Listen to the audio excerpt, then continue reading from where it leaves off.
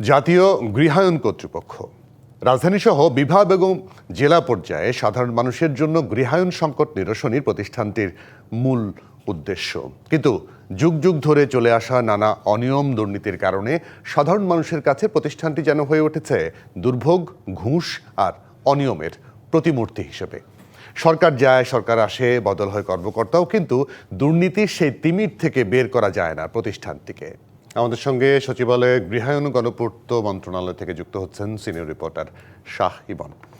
শাহ ইমন, আপনাকে স্বাগত। আপনার প্রতিবেদন দেখলাম, দীর্ঘ প্রতিবেদন। এর বাইরে গিয়ে যদি আমি প্রশ্ন করি, এই যে গৃহায়ন কর্তৃপক্ষের চেয়ারম্যান, তিনি বললেন যে এখন যে নিয়ম করা হচ্ছে তাতে 30-40% দুর্নীতি কমিয়ে আনা যাবে। তার মানে হচ্ছে দুর্নীতি বন্ধ করা যাবে না, কমিয়ে আনা যাবে। এই জন্য তো এরকম গণ অভ্যুত্থান হয়নি বাংলাদেশে। দুর্নীতির বিরুদ্ধে তেমন কোনো উদ্যোগ কি আপনি দেখতে পারেন?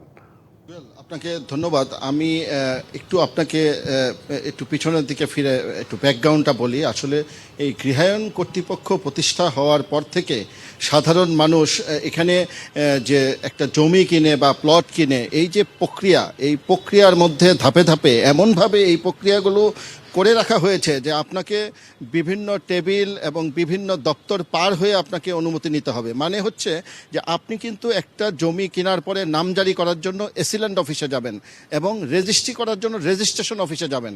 কিন্তু গৃহায়ন কর্তৃপক্ষের সিস্টেমটা হচ্ছে আপনি এখানে নামজারি করেন, আপনি এখানে জমি কিনেন, তাদের অনুমতি লাগবে। তাদের যে প্লট বা আবাসন জমি আছে সেটা যদি আপনি একবার কিনেন, সেখানে নির্মাণ করতে তাদের অনুমতি লাগবে। নামজারি করবেন বা আপনার পরবর্তী প্রজন্ম বা আপনার সন্তানদের কাছে হস্তান্তর করবেন, অথবা মর্গেজ নেবেন, অথবা যে কোনো প্রক্রিয়া করতে গেলে এই গৃহায়ন কর্তৃপক্ষের অনুমতি নিতে হবে। আবার অনুমতি নেওয়ার প্রক্রিয়াটা কি? অনুমতি নেওয়ার প্রক্রিয়া হচ্ছে যে অনুমতি নিতে গেলে আপনাকে অন্তত 7 থেকে 8টা টেবিলে এই ফাইলটি ঘুরবে, আবার প্রতিবেদন দিবে, আবার আপনার কাগজ ঠিক আছে কিনা সেগুলো যাচাই করবে। এই যে দীর্ঘসূত্রিতা এবং দীর্ঘ প্রক্রিয়ার যে সিস্টেমটা দীর্ঘদিন ধরে চালু করে রেখেছে, যে কারণে সাধারণ মানুষের কিন্তু একবার জমি কেনার পরে তার সারা জীবন ওই গৃহায়ন কর্তৃপক্ষের প্রত্যেক টেবিলে, প্রত্যেক দপ্তরে দপ্তরে প্রত্যেকটি কাজের জন্য অনুমতি নেওয়ার জন্য যেতে হয়। আর যখনই যেতে হয় তখনই তার হয়রানি এবং দুর্ভোগগুলি তৈরি হয়। আর দীর্ঘদিন ধরে কিন্তু এই প্রতিষ্ঠানের যত কর্মচারী রয়েছে, সিবিএর নেতৃবৃন্দ রয়েছে, তাদের বিরুদ্ধে শত কোটি টাকা অবৈধভাবে ইনকামের অভিযোগ রয়েছে।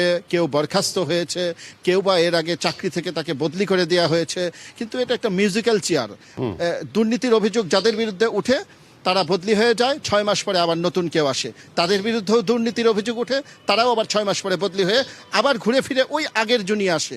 তো দেখা যাচ্ছে যে এই যে মিউজিক্যাল চেয়ার, দুর্নীতি সাধারণ মানুষের এই কাজের যে ধরন, সেই কারণে সাধারণ মানুষের এ থেকে নিস্তার নেই।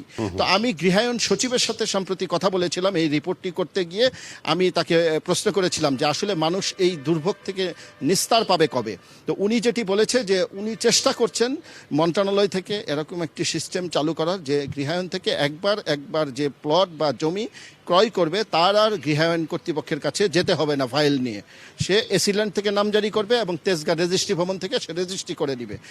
আর বাকি যে প্রক্রিয়াগুলি রয়েছে এই প্রক্রিয়াই থাকবে না। এবং এগুলো ডিজিটালাইজেশন করার জন্য একটা বড় প্রজেক্ট বা উদ্যোগ নেওয়ার চিন্তা ভাবনা তারা করছে। কিন্তু এটা কবে বাস্তবায়ন হবে বা এটা আদৌ বাস্তবায়ন হবে কিনা, এর কোনো সদুত্তর আসলে সচিব মহোদয় দিতে পারেনি। জি ইমন, অনেক ধন্যবাদ, অনেক কৃতজ্ঞতা আপনাকে আমাদেরকে সময় দেওয়ার জন্য। আমরা চাই এরকম দুর্নীতিগুলো আস্তে আস্তে দুর্নীতিমুক্ত হোক, অন্তত বাংলাদেশ দুর্নীতিমুক্ত হবে। একটা প্রতিষ্ঠানের একটা বা দুটো কেস নিয়ে আপনি প্রতিবেদন করলেন, কিন্তু এই ঘটনা তো অনেক, লক্ষ লক্ষ। সেই জায়গাটায় আসলে যদি শক্ত করে হাত দেওয়া না হয়, আপনি যেটা বললেন না, কবে হবে, কবে ডিজিটাইজেশন হবে, কবে দুর্নীতি, জি শেষ করবেন, হ্যাঁ বলুন।